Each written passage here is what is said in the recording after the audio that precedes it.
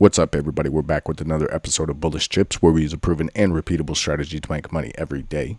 This channel happens to focus on the Bullish Semiconductor ETF, which goes by the ticker symbol SOXL, but the charting method and the trading method that we use can be implemented with any company that's publicly traded in the U.S. stock market. So make sure you hit that like button if you haven't already. Hit that subscribe and notification button as well. That way you're notified when we release new videos.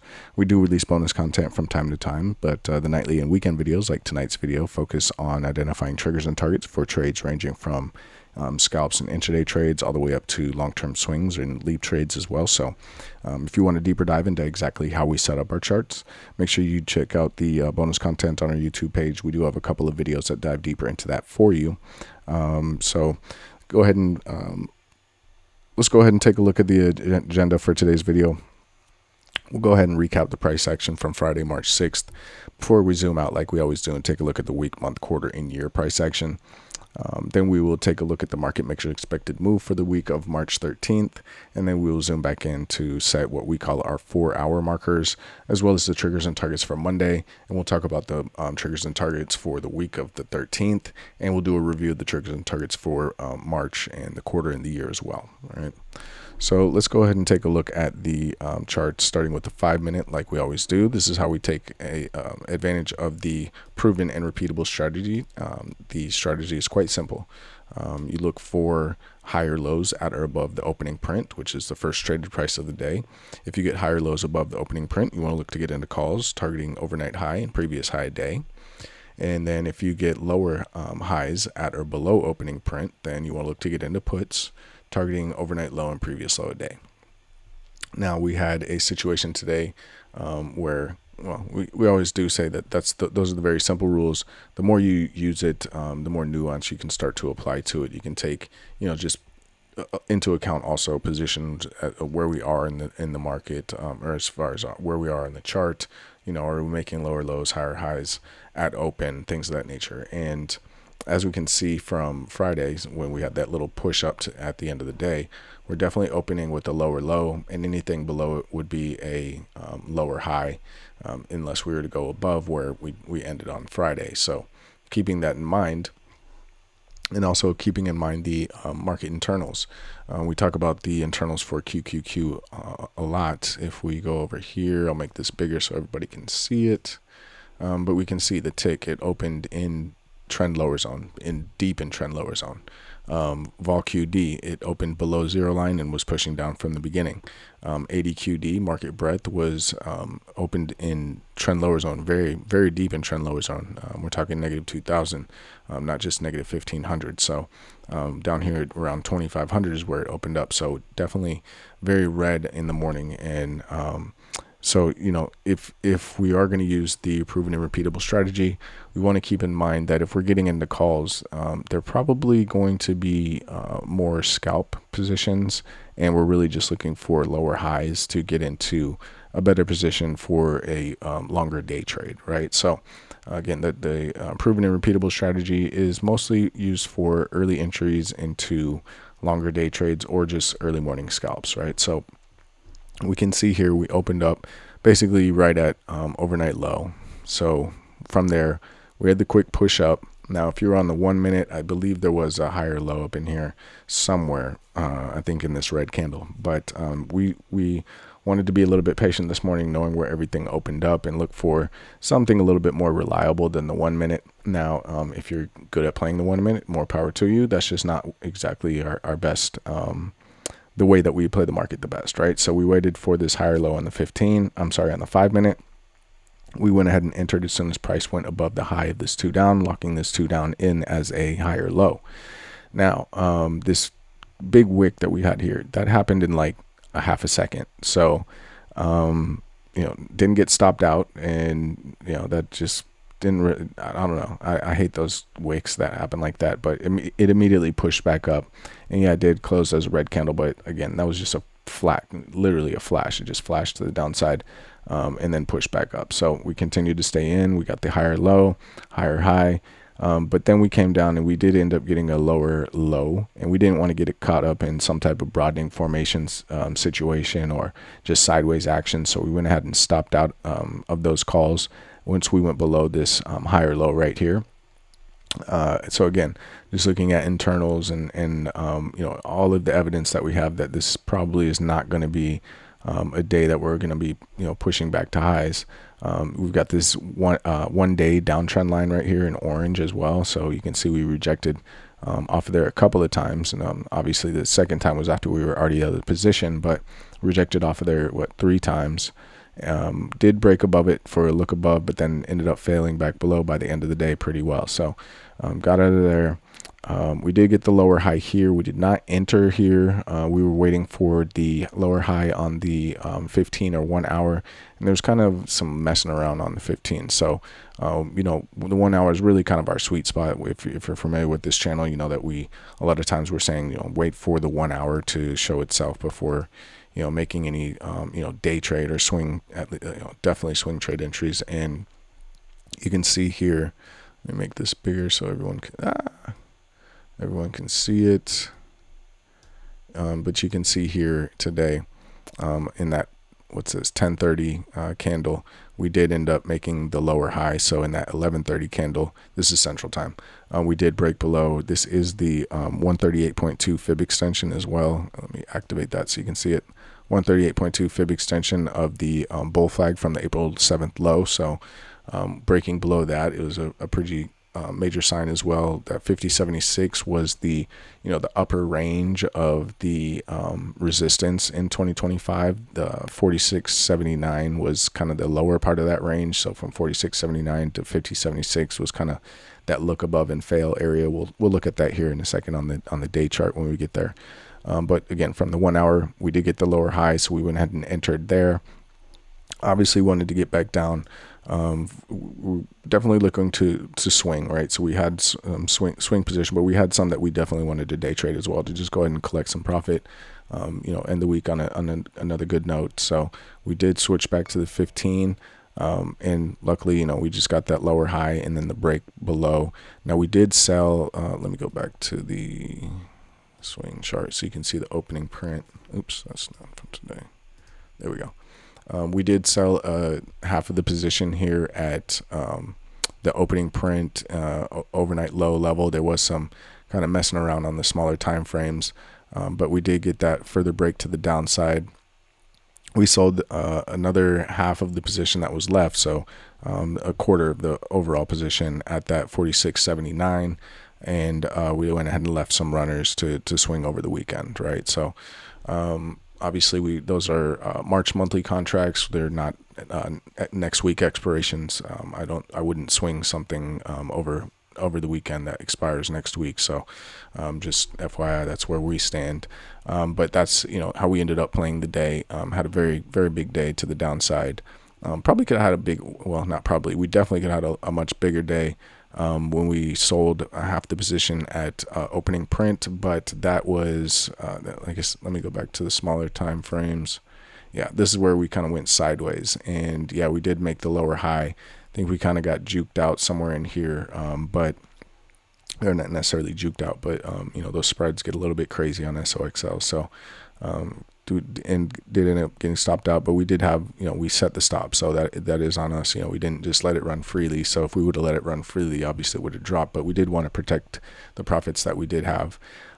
We still did want to look for more further downside. Obviously we have this daily broadening formation down here. That 49.33 was a major level. If we could break below it as well, we knew that was going to spell probably 46.79. So and it actually did go to there. So that's why we did hold, or only sold half of the position there. But yeah, definitely could have had a bigger day, but that's end up how we played it. Like we were talking about here, let's go to the 4 hour. No, not the 4 hour, the day.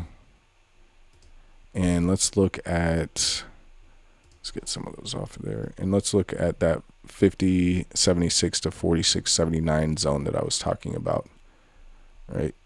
You can see here's this 46.79, which was the 50% line of the 2024 price action, and then 50.76, which was last year's high. You can see that's where we had the major resistance here towards the end of the year. This was end of October. We did get the look above for a couple of days before we failed back down into the range. Then we, obviously we failed back down in, we tried to press back out, but then got rejected by that 46.79.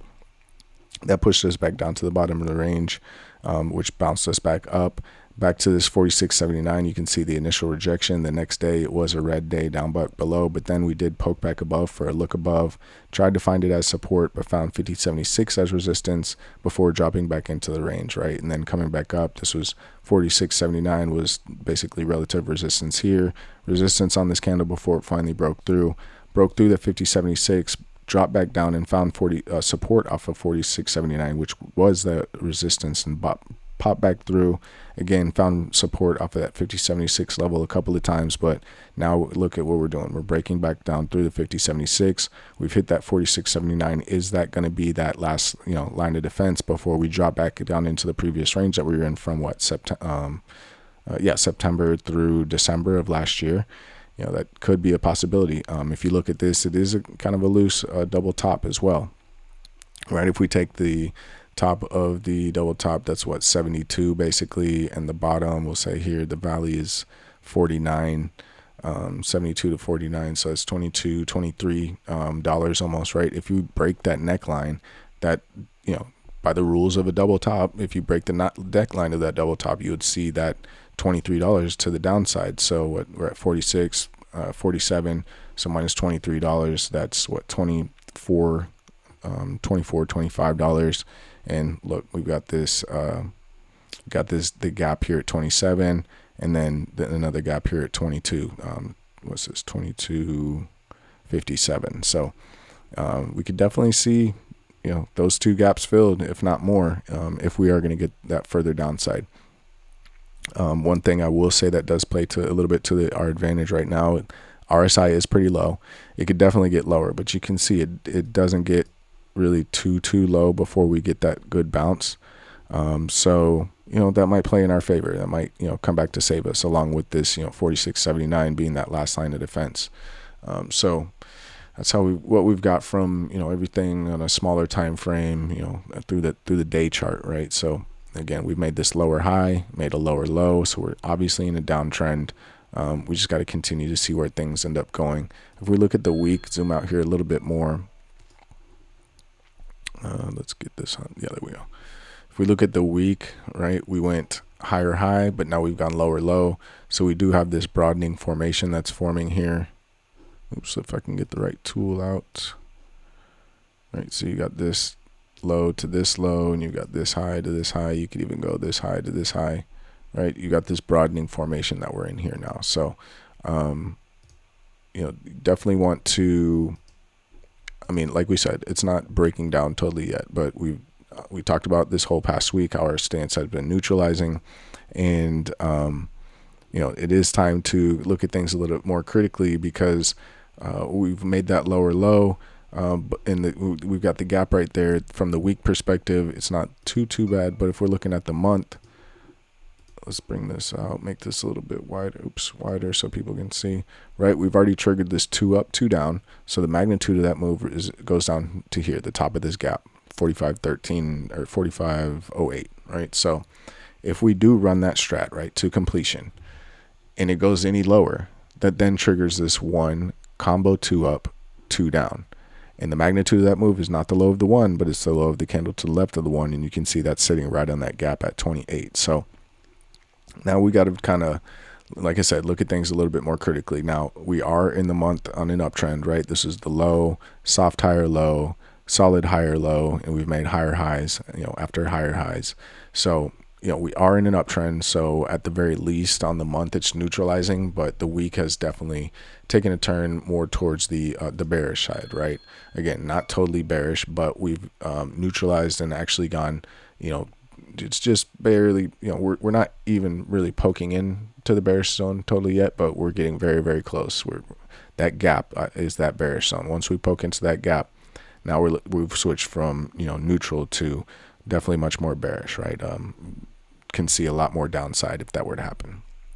So that's what we got from the week, and then again from the month, we could have this 1 combo 2 up, 2 down if we close that gap. So don't want to see that. Now the quarter, we will say that the this 1 combo 2 down, combo 2 up has pulled back quite a bit. You can see how this quarter is just what we call in the strat world a shooter.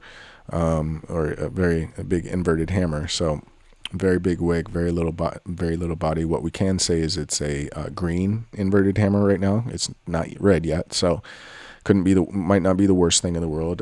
Like I said, in the STRAT world, we call that a MOMO shooter or a momentum shooter. So again, not the worst thing in the world. It could just be the pullback that we needed, from the top. Every year we get 10% pullbacks multiple times. So it's not the worst thing in the world that we're going through. We just have to remember where we're at, and that's why we zoom out every day. So the quarter is not looking too bad. Of course, it's neutralizing the year. We're no longer in force with the 2 down, 2 up. We broke below that the trigger level, so that is something to take note of. But again, we are still green on the year, and we want to just continue to see that stay green and not see that gap get filled. If you're a bull, because that then turns that candle red, and we're looking at a possible 2 up, 2 down scenario next year if we continue to push down through the rest of the year. Again, that's way far ahead. We're not predicting that, but that's what the types of things you have to start to think about when you see these start to form, right? That's how you stay ahead of the game. So again, from the higher time frames, the quarter and the year, still neutral at worst. The month is definitely neutral, more bearish leaning. The week is definitely more bearish leaning, but not totally bearish. And then the day, we're in a downtrend, but we're hitting that major level of support. So that's what we've got from a more zoomed out view as well. Let's take a look here at the market makers expected move for the week coming up, the week of the week of March 13th. We can see, actually, let's bring up the week chart. There we go. And do we have it on here? Yeah, there we go. So we can see, make this a little bit smaller, and to calculate the expected move, there's a couple of different ways, right? So if you're using Thinkorswim, you just go to the week's option chain, so the week of March 13th, and if you go over to the right, there's a number in parentheses. You can see it's plus or minus 9.928, so plus or minus $9.93, we'll call it, from the close on Friday, which was 47.89. So if we just go to our notes real quick, we can see plus or minus $9.93 from the close price of 47.89 gives us a market maker's expected move or range of 57.82 to 37.96. So market makers expect price to remain within that range. Now they're correct about 70% of the time. So these levels are not end all be all levels. It doesn't mean that if we push up to 57.82 that price has to stop there and go sideways or even be rejected, right? We could go past that. But 70% of the time, that's what the market makers are usually right. Now they get that from taking and adding the at the money straddle plus the in the money strangle, and then dividing that by 2. And that's how you get that number. All right. So if we look at the chart and we look at it on the week chart, we can see even if we make it to market makers expected move high, we're not going to go 2 up on the week. Right, we would be an inside week at best if we opened somewhere within last week's price range. On the flip side, if we were to make it down to the market maker's expected move low, that does give us a 2 down on the week, giving us a further lower low past this soft higher low that we have here. But more importantly, filling this gap and triggering that 1 combo 2 up, 2 down on the month time frame. Right, so keep that in mind. This yellow dashed line is last quarter's 50% level. So not outrageous for us to go back and retest that level as a level of support. Like we said, we get pullbacks like this in the market every year, right? So look at last year, we had a nice little pullback.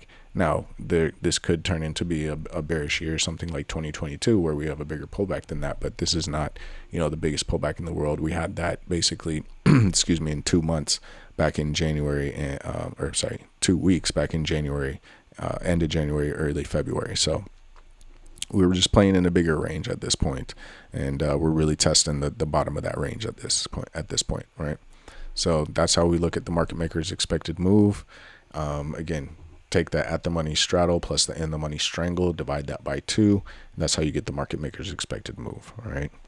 Let's go ahead and zoom in and take a look at how we will approach Monday's price action. First, talking about the proven and repeatable strategy that we use,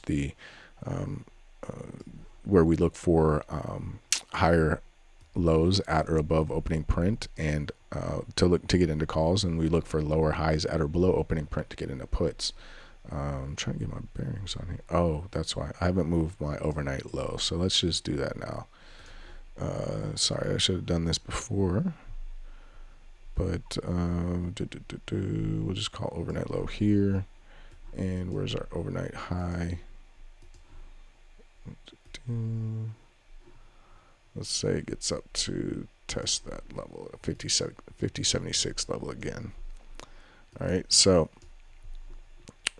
if we are talking about the 4-hour markers, we have the previous high day up at the top of the chart. We've got overnight high here. We've got the previous low a day here down at lining up with the 2024's 50% level and last week's low, or this past week's low, right? So it's kind of convoluted. You can't really see it there, but and then we've got the overnight low. So overnight low, previous low a day, overnight high, previous high day. Those are our 4-hour markers. Now the last of the 4-hour markers is the opening print, and we can't put that on the chart until the price actually opens. So oops, I don't know why we didn't remove that gap. There we go. So yeah, so let's say we open a little elevated from, we'll say at the 49.33 level, right? So if we open here, we push up, maybe get a little rejection off of overnight high and the week daily downtrend line. We push back down, but we end up getting a higher low at or above that opening print level, and we start to turn back up. We want to go ahead and enter calls, targeting overnight high first. Not a lot of magnitude there, so depending on where you are, you should be at the money, in the money anyway, especially if you're looking for a short-term trade. There might be some profit for you to have there, but the previous high day would be the ultimate goal for that move. So if we get higher lows at or above opening print, looking for overnight high, then previous high day, right? If we open and we push down, maybe we get a little bit bounce off of this daily broadening formation and push back up, but end up getting a lower high at or below that opening print level. We would want to look to get into puts, targeting in this case previous low a day and then overnight low, right? So that's the move for the proven and repeatable strategy. Higher lows at or above opening print, look to get into calls. Lower highs at or below opening print, look to get into puts. All right, let's go ahead and switch over to the 4-hour chart so we can talk about more of a day trade, maybe even overnight swing trade. And we can see that, actually let's get a chart that's cleaned up here a little bit. Come on now. There we go. All right, we can see we are in this daily downtrend. Looking at the 4-hour, we did go two down on Friday. So, if we continue further to the downside, it's a 2-down continuation. Obviously, we've got this gap here as a target. And then last quarter's 50% level at that 39.44 level there as well. Not too far above the market maker's expected move low. So if we get another, big red day, we could end up seeing those getting into that $39 level. If we do get a flip, right, the 2-down, 2-up reversal, we would obviously enter at the high of the second 4-hour candle on Friday and exit at the high of Friday, which was the high of the first 4-hour candle, right? 2-down, 2-up, entry at the high of the 2-down, exit at the high of the 2-up. When we do reach that level, though, however, that would put us in this one, let me make this a little wider for folks, this one combo 2-down, 2-up at that point, right? And then again, the magnitude of that move is not the high of the 1, but the high of the candle to the left of the 1. So that would take you up to essentially market makers expected move high, but that 57.82 level. So maybe we get a big swing on Monday. Who knows what type of news can happen over the weekend or even Monday morning. So if we do get a big day, look at those market makers expected moves, high and lows, as possible target points if things really get to running. Now, keep in mind, we got previous high day. We've got this the 150 fib extension of the April 7 bull flag. We've got last week's 50% level. All of those levels are going to act as resistance on your way up to those higher levels. But if we get to running those, you know how SOXL can run, right? And if not, then get ready to enjoy the ride. What's that? Today we had a negative 12.61% movement. So, one day 12%. Yeah, it's not a huge day for SOXL. I've seen it move 20 in a day before. So just keep in mind those are the triggers on the 4-hour time frame. Looking at the day chart, again, we went 2 down, 2 down. So if we go 2 down again, that's just a 2 down, 2 down continuation. Again, breaking below the lower part of the upper range of last year's resistance. Breaking back below that puts us back in that range that we were in from September to the end of December in 2025. Right now, if we go back to the upside, that gives us a 2 down, 2 up reversal.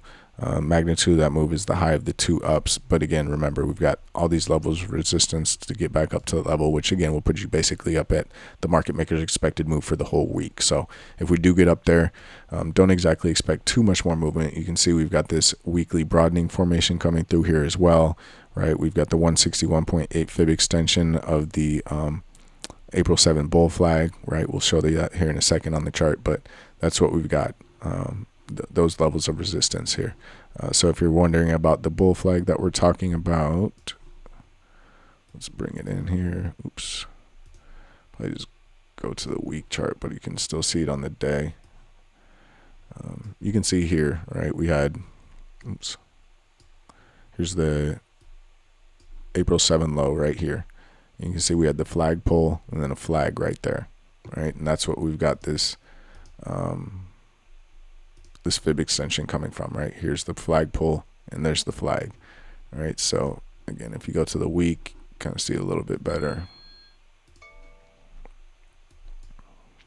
Right, here's the flag pull, there's the flag, and we broke out since then, right? We've gone up to the 238.2 fib extension of that move. So that's what we've got. That's why we've got these levels of resistance on the way back up, the 138.2, 150, and 161.8, right? But yeah, from the day chart, again, we'd have a 2 down, 2 down continuation or 2 down, 2 up reversal, right? Looked at quite a bit of charts. Let's get into the notes here so we can lock these numbers in really visually. So for Monday, March 9th, 2026, there'll be 207 trading days left in 2026. We know the close price on Friday, March 6th was 47.89, and we know that the month is red, right? We at 58.15 is when it would flip back green, but we know that the quarter and the year are still green. Now we're getting very close to flipping those red. We get 45.13 and both of those flip to red. So keep an eye on that as well, as along with closing that gap, which is just below that 45.13. We flip into full time frame continuity to the downside if we get below that level. Right, we know the market maker's expected move is plus or minus $9.93. We talked about this before, giving us that range. And we know that we still have a gap above, but we've got plenty of gaps below to go fill as well. So keep those in mind as they do act as magnets towards price. So we talked about on the scalping perspective, we want to look for higher lows at or above opening print to get into calls, or lower highs at or below opening print to get into puts. We also talked about on the 4-hour, if we go to the downside, we have this 2 down, 2 down continuation triggering at 46.80 with these targets of 45.08, 44.15, which is the gap close, and then 43.80. If we go to the upside, we got this 2 down, 2 up triggering at 52.10 with the magnitude of 53.36. And if we reach that and have some more momentum, we've got the extended targets listed out here for you as well. On the day, if we go to the downside, it's again a 2 down, 2 down continuation triggering at 46.80. Magnitude, not magnitude, but the targets for that would be 44.15, obviously that gap close. And then we've got some further extended targets listed for you as well. If we go to the upside and we do trigger that 2 down, 2 up, we got to get up to 53.36. But if we do that, the magnitude of that move is 57.69. So pretty decent sized move.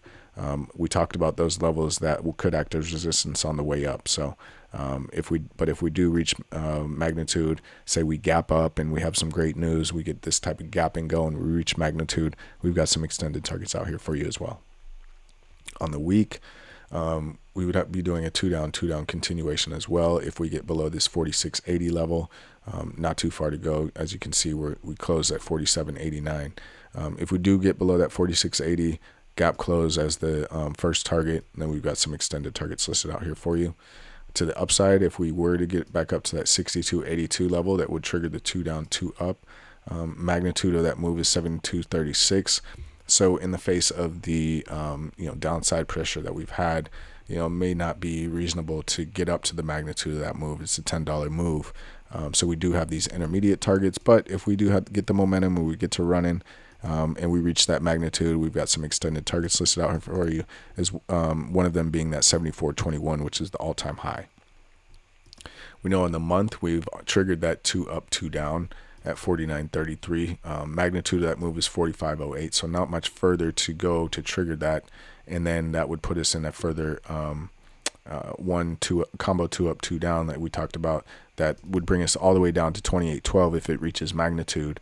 But we do have to realize we are in an uptrend on the month, so we have some intermediate targets on the way down. Those that are possible bounce points, but that ultimate move would be 28.12.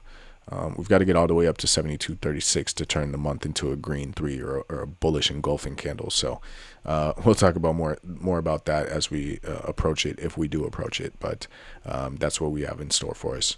We talked about the quarter and the year have already run their strat, but they have pulled back a little bit. So that's why they are just underlined and not in bold, not in force right now. But they did trigger and run the strat. So not much to expect on those time frames right now. But that's what we have for this weekend's video. And those are the triggers and targets for everything from a scalping perspective all the way up through the 1 year chart.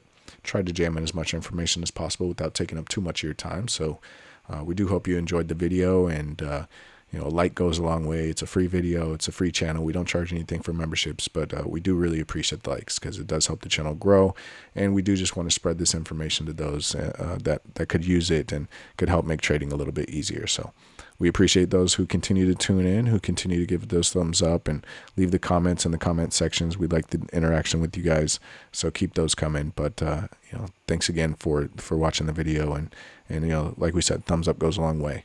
But we'll go ahead and end the video here like we always do. If you're watching this Saturday or Sunday, we hope you get some good rest Sunday night and wake up refreshed on Monday morning. If you're watching this Monday morning or Monday throughout the day, we hope you had some good rest on Sunday night and woke up refreshed this morning. And we look forward to getting out there and trading with you.